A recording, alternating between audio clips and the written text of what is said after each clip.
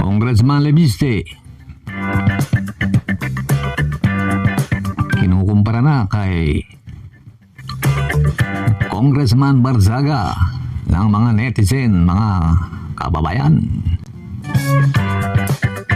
Habang tumatagal, tila yata sumasablay itong si Lebiste, mga kababayan. Pakinggan po natin itong interview sa kanya ni Ted Filon. Tingnan natin kung akala niya siguro makakalusot siya kay Ted Filon. Narito po ang interview niya kay Ted Filon.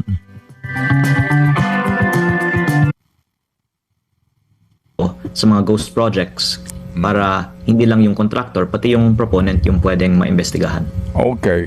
Nandiyan ba yung mga pangalan ni former Speaker Martin Romualdez, Congressman Sandro Marcos, or even the Executive Secretary, former Executive Secretary Lucas Bersamin? Ayoko pong mag-single out ng mga tao kasi ang assumption na lang ng taong bayan I think is fair na halos lahat naman ng tao sa gobyerno ay nagpapalagay ng mga projects sa national budget. Okay, sige po. We respect that. Ano po? Ito lang ho kasi may mga nagtatanong po dito na ilang pong kababayan natin. Okay. Pero, sige. sir, pwede ba akong magbigay ng isang pangalan? Well, go ahead. Ano niya mga kababayan? Magsasalita raw siya ng isa. Sabi niya nung una, ayaw niya raw mag-single out. Pero itong si Congressman Lebiste, umirit ng isa. Go ahead, sabi nga ni Ted Filon. Okay, Lebiste, pasok. Well, go ahead. Maliban sa yung nabanggit ko last time on your show about Congressman Edwin Garjola na may over 20 billion projects dito, over the weekend kasi may isa akong kasamahan sa Kongreso na nagsabi, bakit hindi lang ni Leandro sa publiko ang listahan? Ang sagot dyan na banggit ko na kanina, pero yung isa is ayoko naman na magalit sa akin yung buong Kongreso. Pero dahil siya ay nanawagan na isa publiko ko, pwede kong banggitin ang insertions niya. Ito po ay si Bicol Saro Party List Representative Terry Redon. Si Bicol Saro Party List po ay may 150 million pesos road project insertion sa Pamplona at Pasacao, Camarines Sur. Ito pong dalawang line items, 75 million pesos each, were awarded to the same company, Bicol Gold Rock, at a winning price of 73.5 million pesos, which is 2% below the approved budget.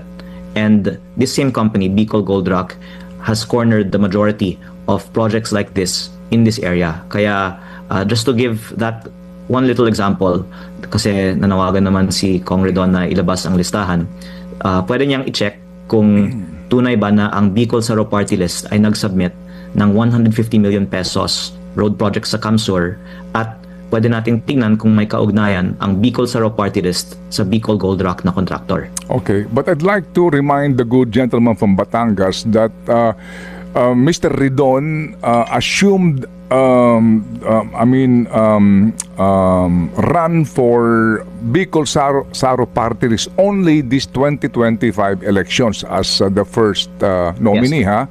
Ito pong sinasabi niyong budget na 2025, ang presumption po dito, binuo ito noong 2024 pa po. No? Ibig sabihin, noong 19th Congress. So, most likely, that time, iba pa po ang kinatawan ng Bicol Saro. Just to put it in the right perspective po, Congressman. Yes, sir. At yung mga insertions naman ng party list ay hindi ng congressman necessarily, pero ng party list. Kaya Okay. ako po, I agree with you, binibigyan din ng perspective. Ito ang insertion ng party list. At Opo.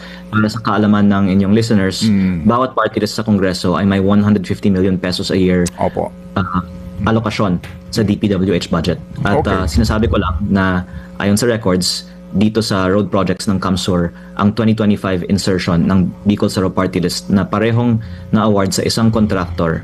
At yan ang example ng buong listahan na pwede natin ma-connect the dots ng mga proponents sa mga contractors. Yes, sir. O kaninyo, no? Bicol, ako Bicol, I'm sorry. Bicol Saro. Bicol Saro Party List ang siyang nag-insert nung budget at ang nakakuha umano ng proyekto ay isang construction company na sabi ni Congressman, i-check daw po yung pong koneksyon ng partido party list na ito sa construction company. That is the connection ho ng mga dots na binabanggit ni Congressman para ho mas klaro po tayo. Okay, Cha, please. Congressman, Okay. tama po ba yung narinig ko? Lahat ng party list may 150 million insertion? Tama po ba yun? Napakasinungaling itong tao.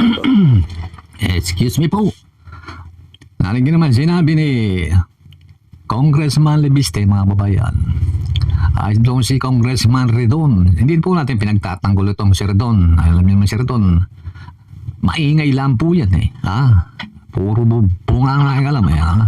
Napakalayo doon sa dating mga nasa Quadcom. Kila Akop, kay Barbers, kay Paduanong. Ito parang cartoon character. Joke lang, Congressman. Ate, sabi niya, si Congressman Redon daw, mga babayan, ay may insertion na 150 million. Kung iba-iba kung maiba-iba lang itong nag-interview, kung di si Ted Filon, baka malusutan niya ito. Pero sabi ni Ted Filon, hindi pa congressman. Si Redon, noong 19th Congress, mga babayan. O kaya sablay dito si Lebiste. Dapat pinag-aaralan niya mabuti. Tapos sabi niya, lahat ng party list, lahat daw ng party list may 150 million insertion.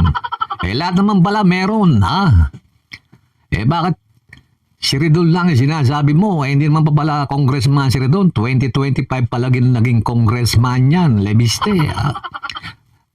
Sabi ko na sa inyo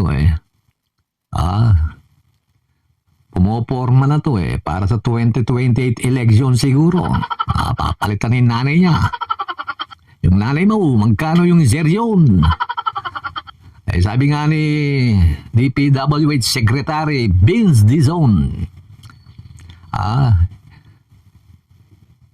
sila daw yung nagpunta rin sa opisina ni Cabral, tapos dinownload niya yung mga files doon sa soft copy lang po yan, hindi po hard copy. Itong si Lebiste, habang ito mga tagal, sumasablay na mga kababayan. Ewan po natin. Kinukumpara pa nga siya ni Barsaga, National Hero. Mas magaling pa raw kay Bigo Soto. Naniniwala ba kayo mga kababayan? Okay mga kababayan, kung mayroong sekreto, kung may pangalan sabihin na, wala na yung pautay-utay, Gusto lang yata, palaging na-interview ng mainstream media, libre nga naman yung interview, Sikat ka pa. Kata mo si Marcoleta, di ba? Kalwat ka lang interview. Good or bad, basta publicity, di po ba? Sabi niya pa nga ito, sabi niya pa, doon sa, yung mga keyboard warriors daw ng keyboard warriors ng kamara, ng mga kongrista, tumatanggap daw ng mga nakasupot tsaka naka-backpack, naka-payout, sabi po ni Lebiste. Wala na. Ano ba yung masasabi ni Banat Bay dito?